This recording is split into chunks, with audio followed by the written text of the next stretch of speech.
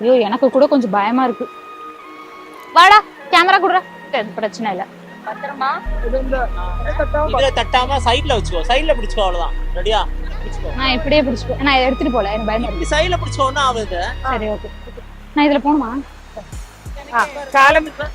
பாலத்துக்கு ready ready. Camera கொஞ்சம் இப்படி பிடிச்சா நல்லா வியூ. Ready ready. ஒரு நிமிஷம். செப்பல் இல்ல, ஷூ தான். பிள்ளையாரப்பா எம்பெருமானே ஈஸ்வரா.